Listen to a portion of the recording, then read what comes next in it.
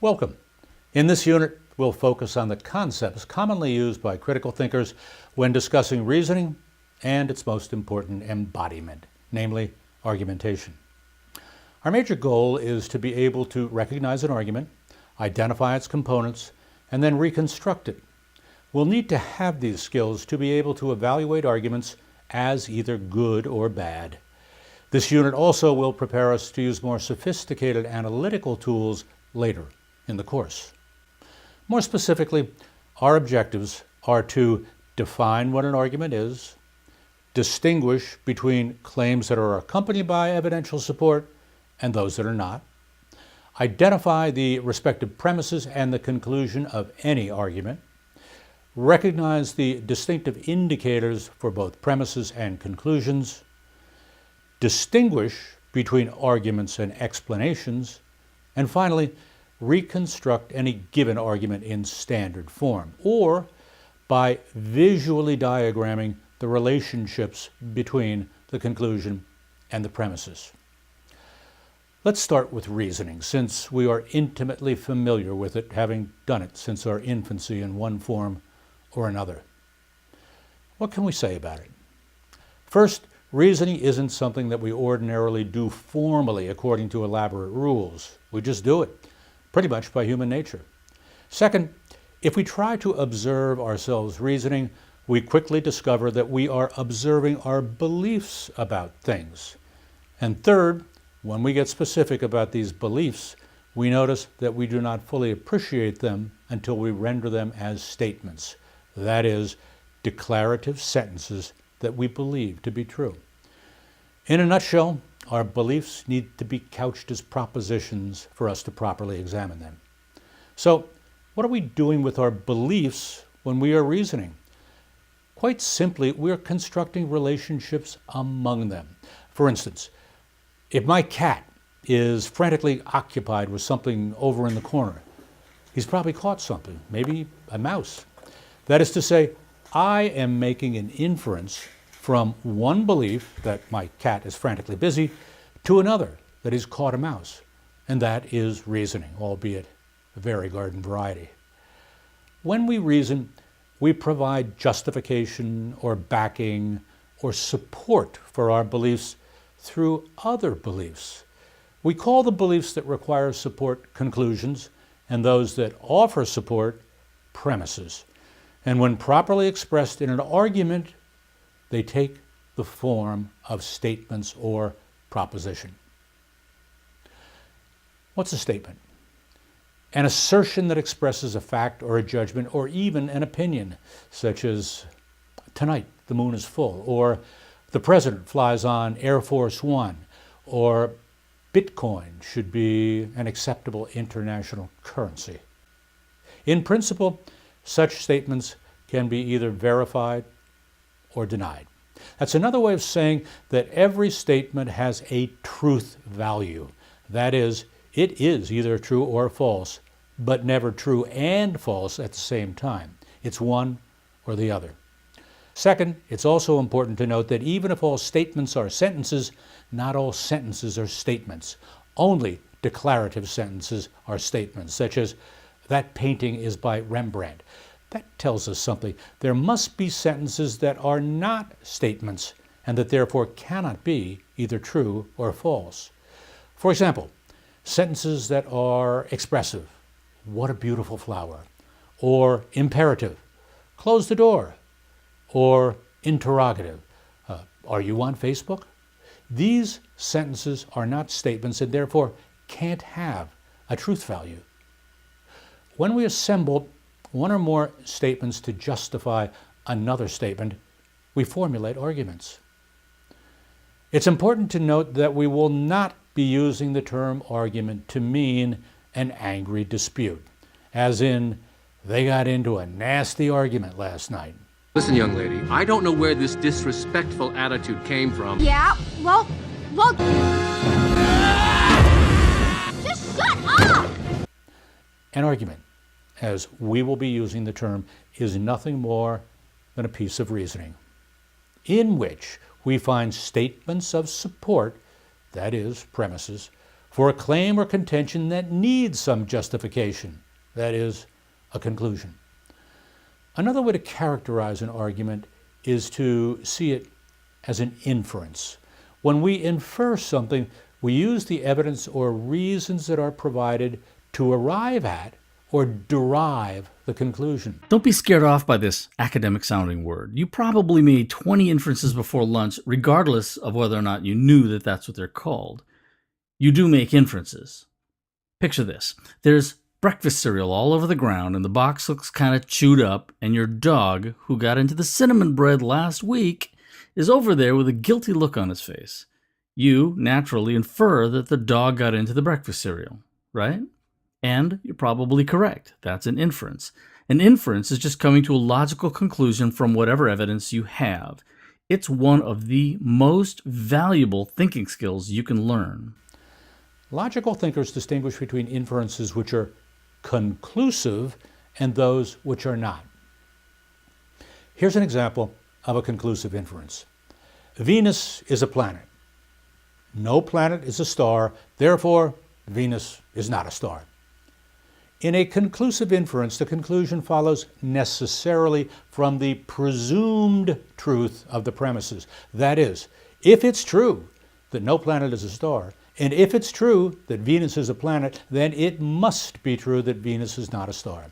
The conclusion follows irrefutably from the premises, provided they are true. But there are also inferences that are non-conclusive, such as this one. Most stars are red dwarfs. Our sun is a star, so it's probably a red dwarf. Notice that, even if the premises were true, which they are, the conclusion could still be false, which it is, because there's no necessary relationship between the premises and the conclusion. The argument is non-conclusive. And by the way, our sun is a yellow dwarf. There are also inferences that fail to establish any relationship among the so-called premise and the conclusion, as in this example. A neutron star is a star that has collapsed on itself. Therefore, Isaac Newton was an English physicist. There's no relationship of support or justification between the definition of a neutron star and Isaac Newton. It's what a logician would call a non sequitur, a Latin term that means it does not follow. That is, the conclusion doesn't follow from the premise. Before we go further, we need to briefly note the important distinction between formal and informal logic. In this course, we'll be principally concerned with informal, everyday logic, but we'll have opportunities to look at formal logic, of which there are a variety of different types, including categorical logic. That's the logic that Aristotle invented about 2,500 years ago, and modern propositional logic, which first emerged in the latter half of the 19th century. These are both highly developed systems of reasoning that operate with well-defined inferential rules and often substitute letters and symbols for terms and operations. Here's an example of an argument you're probably familiar with, expressed in categorical logic. All humans are mortal. Socrates is a human. Therefore, Socrates is mortal. This is called a categorical syllogism. It's an argument consisting of exactly three propositions, two premises and a conclusion, in which there appear a total of exactly three categories: humans, Socrates, mortality, each of which is used exactly twice. And we'll encounter many categorical syllogisms in this course. And here's an example of an argument that has been rendered in propositional logic. This reads as follows: if it is not the case that H, then it is not the case that either E or A.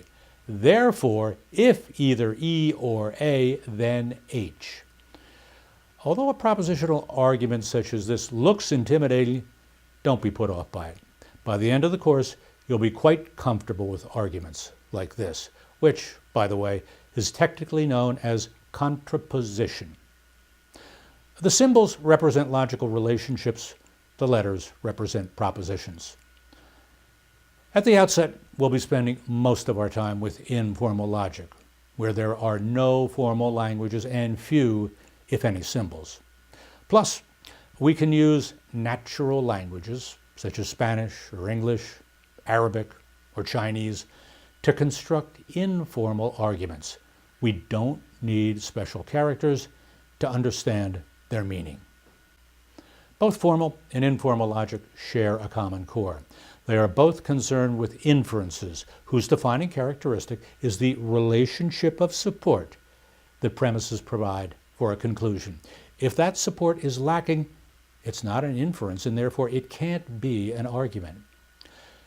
Consider the following statement. You owe me $20. Is this an argument?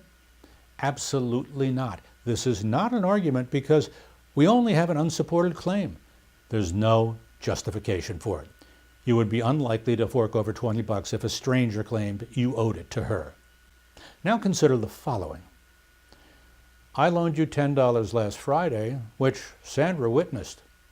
I loaned you 10 more last Saturday, which Luis saw. You haven't paid any of it back, so you owe me $20. We have the same claim, but with justification for it. This now constitutes an argument because it offers verifiable evidence for the claim. Let's recap the territory we've covered so far. There are two components in every inference: an ultimate claim or contention, which is the conclusion, and a set of other claims that we call reasons, which function as the premise or premises of the argument. We can simplify this by saying that an argument is equal to a set of premises together with a conclusion. That is, A equals P plus C. Since we can now distinguish arguments from non-arguments, let's take this a bit further. How should we analyze an argument? First, decide whether you have an argument by ensuring that there's a relationship of support or justification among the statements you're considering. If there is such a relationship, identify and clearly state the proposition that is being supported, that is, the conclusion, which is the main point that the arguer is urging upon us. Then, place the conclusion as the last line of the argument and draw a line above it. If you like, you can also write therefore or so in front of the conclusion. Then, identify the statements that provide support, that is, the premises, and label them as premise 1, premise 2, premise 3, and so forth, and place them above the line drawn over the conclusion. And you should end up with something that looks like this. We've now constructed the logical relationship among the argument's parts by arraying its components. We'll call this the standard format reconstruction, since it's a widely used method for explicating an argument's logical configuration. The reconstruction will allow us to more effectively evaluate the arguments that we consider. Do the premises really succeed in justifying the conclusion? More on that in a minute. First, here's an example of a standard format reconstruction. Consider the following argument. Venezuela is not a good place to invest because the political regime is corrupt and the inflation rate is among the worst in Latin America. This is clearly an argument. Why? Because there's a relationship of justification between the claims, where one claim is supported and the others provide backing for it. First, we identify the conclusion, namely, Venezuela is not a good place to invest, and we draw our line above it. Then we place the supporting statements, these are the premises, specifically the claims that the political regime is corrupt and the inflation rate is among the worst in Latin America. We place those claims above the line. Now, as an option, we can add a conclusion indicator word such as therefore. And voila, we've reconstructed the argument in standard format. In an argument, it's important to note that the order of presentation is often very different from the order of reconstruction. People present their arguments in ways to maximize their persuasive or rhetorical effect. We reconstruct arguments in a standard way to be very clear about their structure, and more particularly the logical relationship between premises and conclusion. The conclusion must always come last in a reconstruction. But in the presentation of an argument, the conclusion can come virtually anywhere. Same deal with the premises. No matter where the conclusion or premises are located, however, their logical relationship remains the same. The premises must attempt to support or justify the conclusion. When we attempt to reconstruct arguments, the conclusion will always come last and be preceded by the premises. But when we present these arguments, it matters not where the premises and the conclusion are placed. Sometimes we have difficulty discerning which statements are functioning as premises and which as the conclusion. Happily, arguers frequently give us clues that help us reconstruct their arguments. Premise indicators, such as these, often precede a statement, signaling that the statement should be construed as support for the conclusion. These indicators, although not 100% accurate, are usually very effective pointers for premises. Now, here's some examples of premise indicators in the context of arguments. I know she went to the party because I saw her there. She must have ridden with John since she doesn't have her own car. If you love a person, you must spend time with that person, for loving relationships need lots of time to develop. As with premises, conclusions often also are preceded by an indicator. Here's a list of conclusion indicators. My personal choice is for the more obvious conclusion signals, such as therefore, hence, so, it follows that, thus, consequently, and as a result. And here are some examples of conclusion indicators in the context of arguments. There is strong evidence that animals and plants have changed over eons of time. Therefore, evolution must have occurred. I saw them together holding hands. Thus, I decided that they were more than just friends. She didn't call me back. Hence, she must not want to go. He's always rude to me, so he must not respect me. Linda wasn't at the party, and if she liked John, she would have been there. It follows that she doesn't like John. Now, if neither premise nor conclusion indicators are available, how should you proceed? It's pretty simple. Just ask yourself, what's the main contention or claim that's being argued for? And that's the conclusion. The supporting statements for the claim are the premises. And when you come down to it, it's really just reading comprehensions. Sometimes when we reconstruct an argument in standard format, we have to adapt the language of the argument so that its propositions are expressed as declarative statements. And this is called paraphrasing. At other times, we have to do even more. Occasionally, we will even have to fill in missing premises or conclusions, since the argument might not explicitly state them. So in the process of reconstruction, we will have to make explicit any missing premise or conclusion by adding the appropriate declarative sentences. By the way, an argument in which a premise is missing has a name. It's called an enthymeme. And here's an example. We cannot trust this man, for he has perjured himself in the past. Can you tell what's missing? Here's the enthymeme with premise 1 added to supply the missing information. Premise 1, those who perjure themselves cannot be trusted. That's the missing premise. Premise 2, this man has perjured himself in the past. That is stated. Conclusion, therefore, this man is not to be trusted. and that is explicitly stated as well. One final item on the topic of explicating arguments.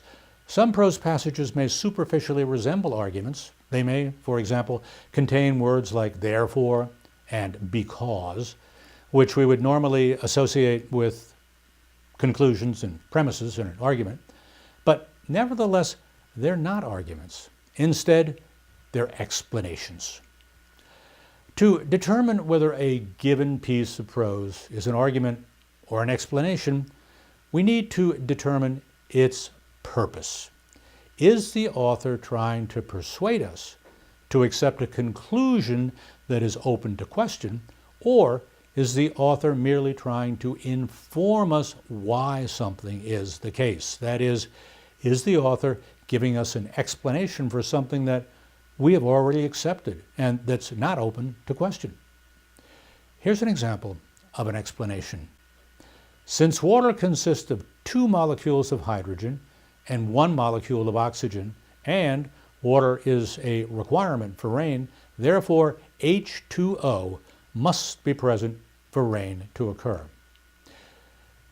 Even though this passage contains indicator words that we would normally associate with an argument, it's not an argument. It's an explanation.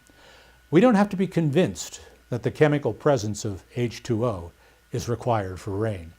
Rather, we might want to know why or how, and that's an explanation. H2O is water. That's what it's made of. 2 hydrogens and 1 oxygen become the best of friends. They make water. Next up, we'll take a look at argument diagrams as an alternative to standard form reconstruction. Until then, best wishes.